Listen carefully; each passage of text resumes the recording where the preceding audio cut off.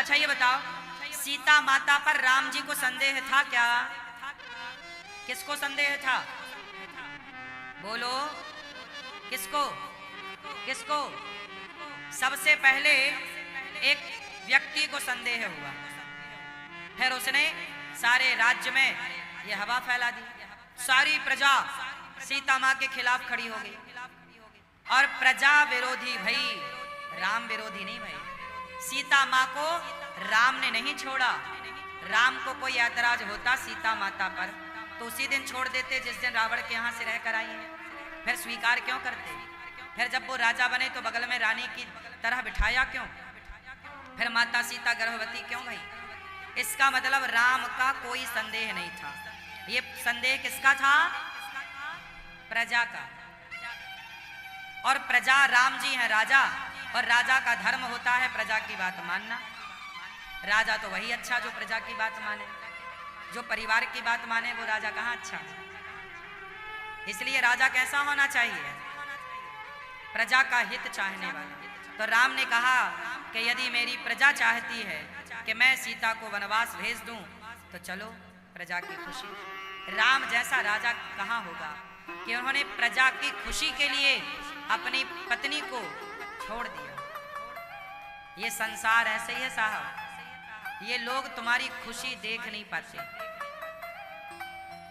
संसार तुम्हारे खुशियों में आग लगाने बैठा है, जरा मौका तो मिले।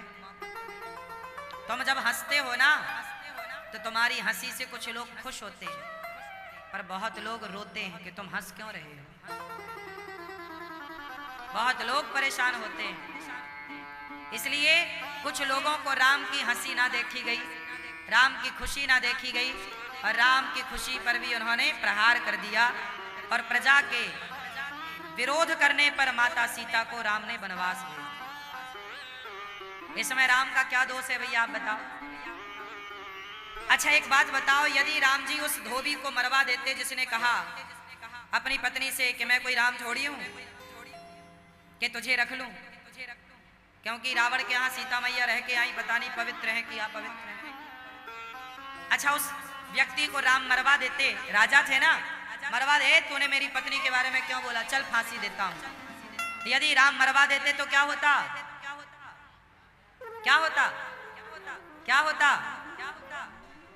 राम का सम्मान बढ़ता कि अपमान बढ़ता?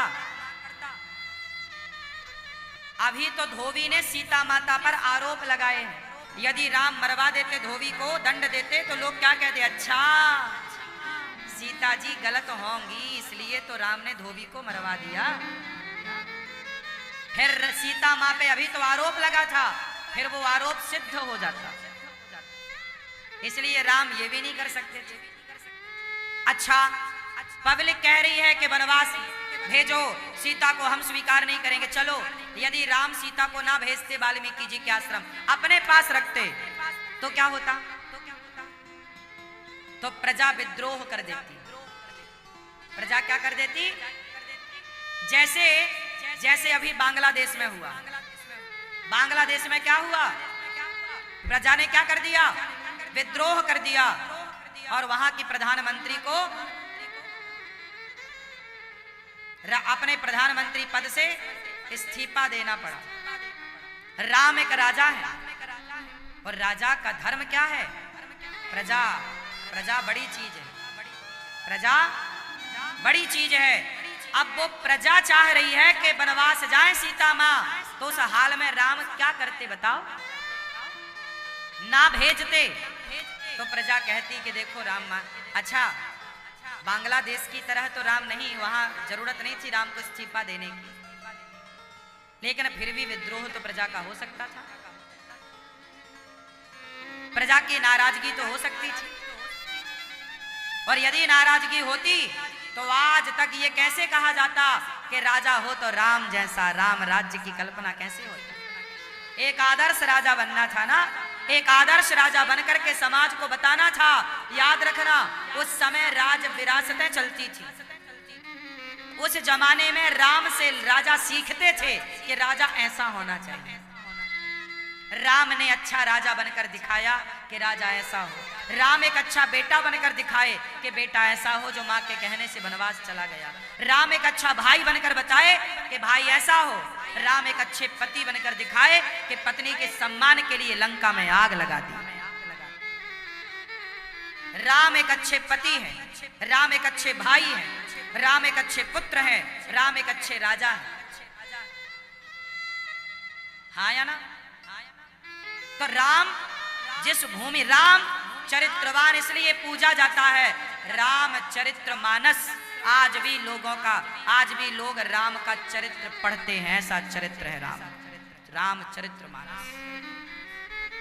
इस आदर्श को स्थापित करने के लिए यदि माता सीता प्रजा के कहने से राम ना निकालते तो आप विचार करो क्या होता,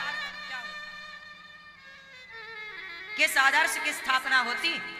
फिर लोग कहते अच्छा तुम तो पत्नी के गुलाम हो। ये दुनिया तो बोलती साहब, ये दुनिया तो तब भी बोलती, आज भी बोल रही है। आज तो ये बोल रही है कि राम ने वनवास क्यों भेज दिया पत्नी को, और यदि ना निकालते तो लोग कहते कि राम तो पत्नी के गुलाम थे। क्या ना बोलते लोग, लोगों को बोलने से थोड़ी आप रोक सकते हैं। आज भी तो राम जी को लोग बोल ही रहे हैं ना, आज भी तो आरोप खड़े ही है ना राम पर।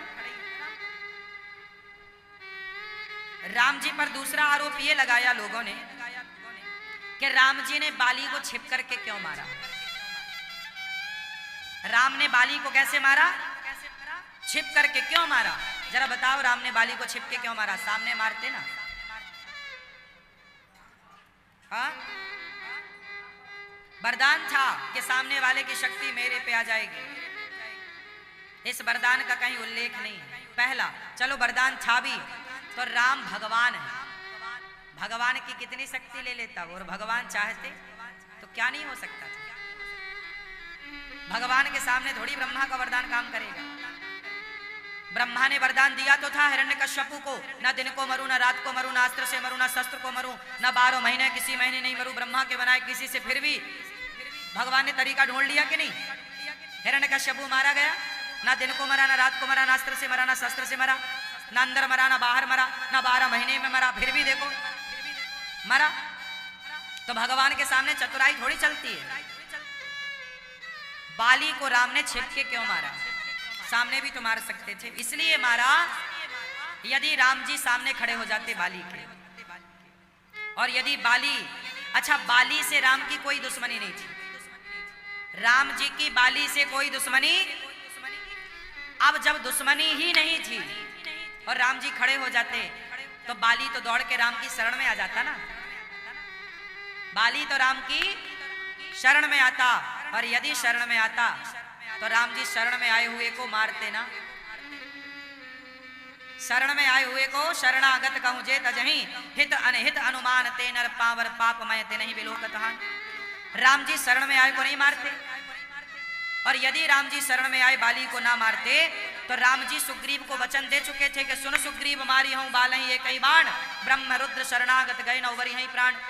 राम जी ने सुग्रीव को वचन दे दिया था, सुग्रीव को बोल दिया था मित्र। राम ने सुग्रीव से क्या कर ली? मित्रता। और मित्र को क्या दे दिया? वचन कि तेरी पत्नी का जिसने अपहरण किया है मैं उसे मारूंगा।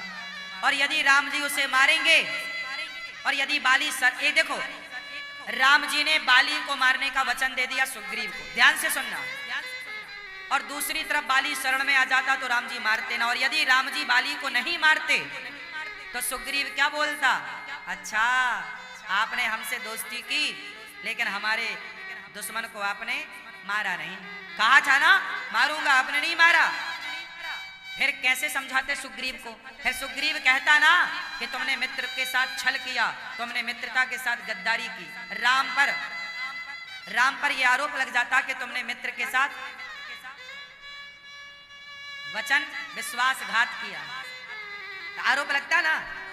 तो राम जी बोले कि आरोप तो लगना ही है, या तो मित्र को धोखा देने का आरोप लगेगा, या तो बाली को छिपके मारने का आरोप लगेगा।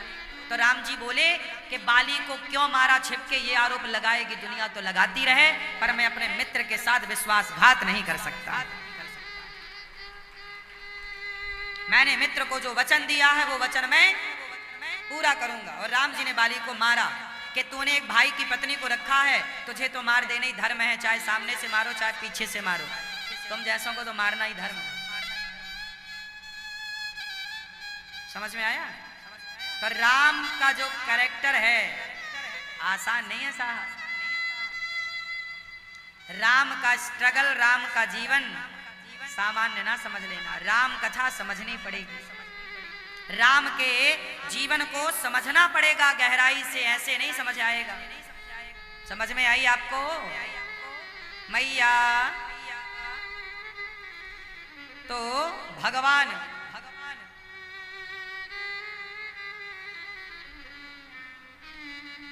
इसलिए राम जी ने माता सीता को वनवास दिया। फिर वनवास से लव कुश आए, सब हुआ, अंत में माता सीता पृथ्वी पे समा गई और राम जी। अच्छा, माता सीता के वनवास जाने का एक दूसरा कारण भी था, वो कारण भी सुन लो। जब राम जी ने रावण को मारा तो जानते हो राम जी से मिलने के लिए दशरथ जी आए। आप कहोगे दशरथ जी तो मर चुके थे, नहीं, दशरथ जी की मृत्यु कोई ऐसी मृत्यु नहीं थी, वो तो हमेशा स्वर्गलोक जाते थे तो स्वर्गलोक चले गए थे। राव गयो सुरधाम लिखा है,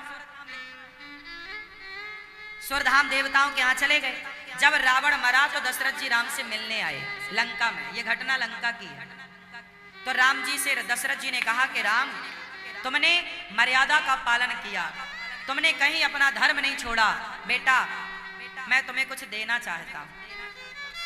राम जी ने कहा पिताजी क्या देना चाहते हैं?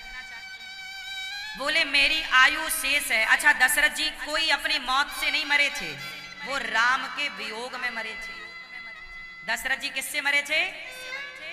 राम जी के वियोग में। दशरथ जी की नेचुरल मृत्यु नहीं थी, वो तो राम के वियोग में तड़प तड़प के मर गए।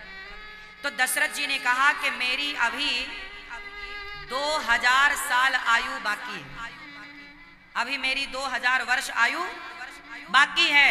तो राम बोले पिताजी तो एक काम करो, मैं आपको पुनः जीवन दान देता हूं। राम भगवान है ना, वो मरे को जिंदा कर सकते हैं। चलो पिताजी आपको मैं पुनः वही शरीर देता हूं। दशरथ जी बोले मैं जानता हूं कि तुम भगवान हो, लेकिन मैं अब शरीर नहीं लेना चाहता, लेकिन जो मेरी 2000 साल आयु बाकी है, मैं चाहता हूं मेरे राम मेरी उम्र तुझे लग जाए, तुम्हें लग जाए। तब से ये परंपरा चालू हुई।